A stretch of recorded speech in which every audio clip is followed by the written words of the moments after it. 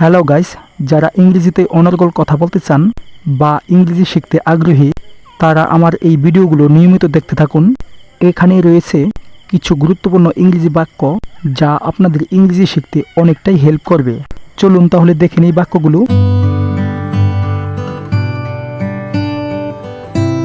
2 দিন কাজে যাওনি কেন?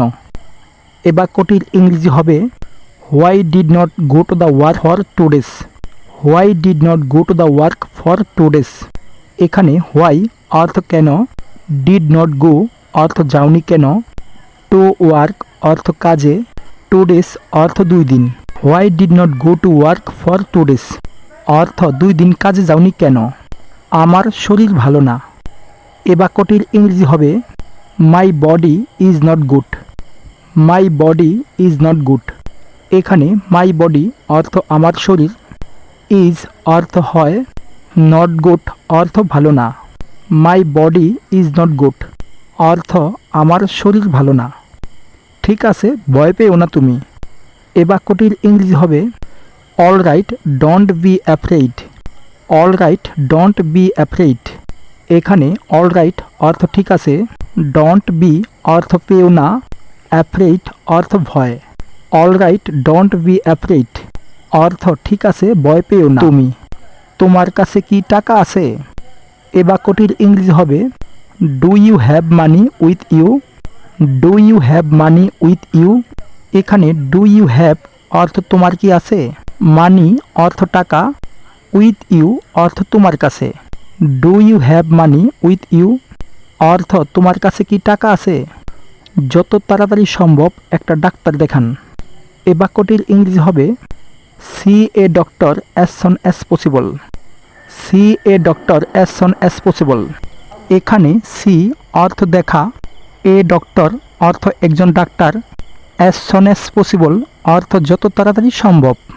C a doctor as soon as possible অর্থ যত তাড়াতাড়ি সম্ভব একটা ডাক্তার দেখান। যদি তোমার টাকার প্রয়োজন হয়। এ বাক্যটির ইংরেজি হবে if you need money. If you need money. এখানে ইফ অর্থ যদি, নিড অর্থ প্রয়োজন, মানি অর্থ টাকা।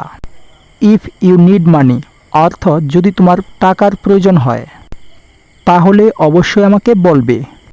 এ বাক্যটির ইংরেজি হবে দেন of course tell me.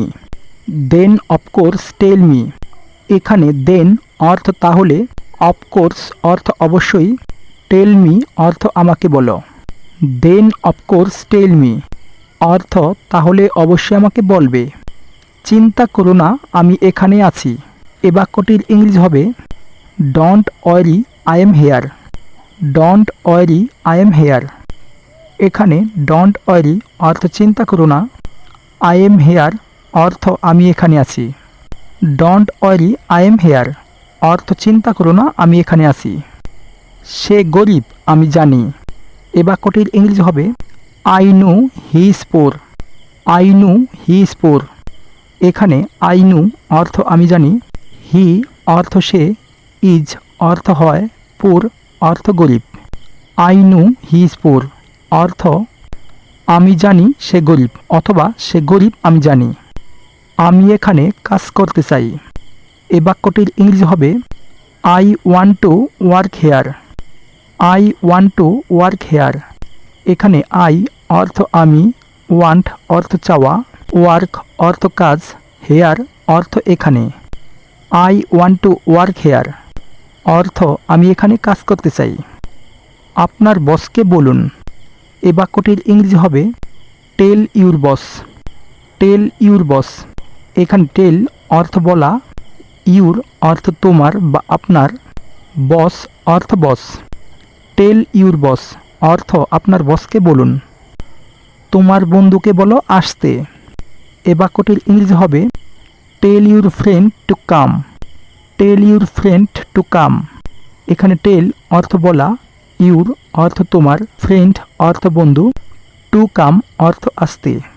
Tell your friend to come অর্থ তোমার বন্ধুকে বলো আসতে। আমি তোমার বেতন কেটে নিব। এ বাক্যটির ইংরেজি হবে I will cut your salary. I will cut your salary. এখানে আই অর্থ আমি, উইল কাট অর্থ কেটে নিব, ইউর স্যালারি অর্থ তোমার বেতন। I will cut your salary অর্থ আমি তোমার বেতন কেটে নিব। যদি ঠিকভাবে কাজ না করো, এ বাক্যটির ইংরেজি হবে if not working properly. If not working properly. এখানে ইফ অর্থ যদি, নট ওয়ার্কিং অর্থ কাজ না করো, প্রপারলি অর্থ সঠিকভাবে বা ঠিকভাবে। ইফ নট ওয়ার্কিং প্রপারলি অর্থ যদি ঠিকভাবে কাজ না করো।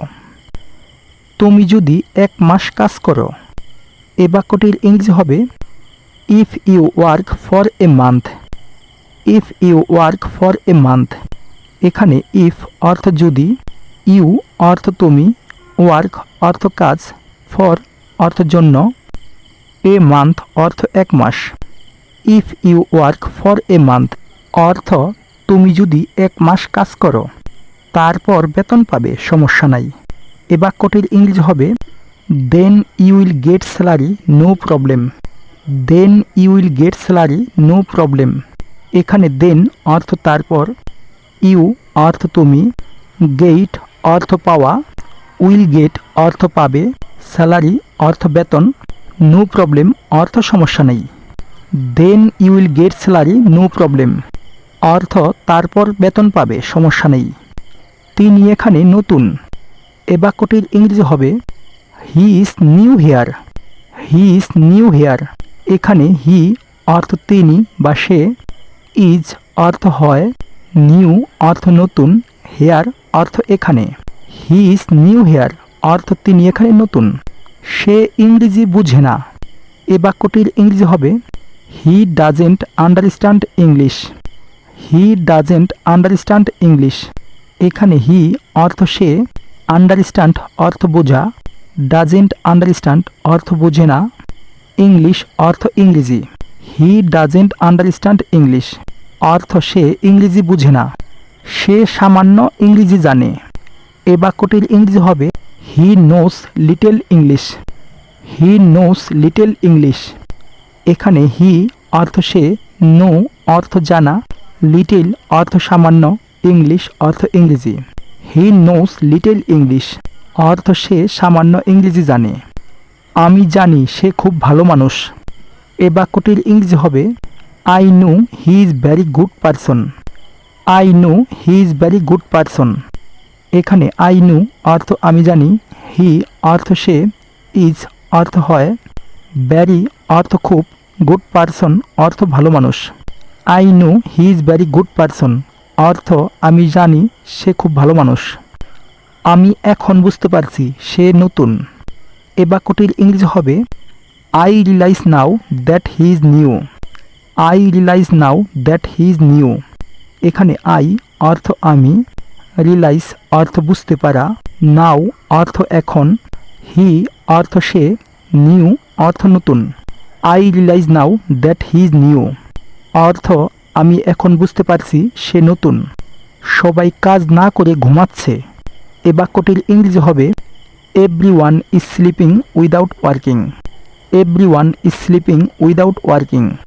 এখানে এভরিওয়ান অর্থ সবাই, ইজ অর্থ হয়, স্লিপ অর্থ ঘুমানো, স্লিপিং অর্থ ঘুমাচ্ছে, উইদাউট ওয়ার্কিং অর্থ কাজ না করে। Everyone is sleeping without working অর্থ সবাই কাজ না করে ঘুমাচ্ছে।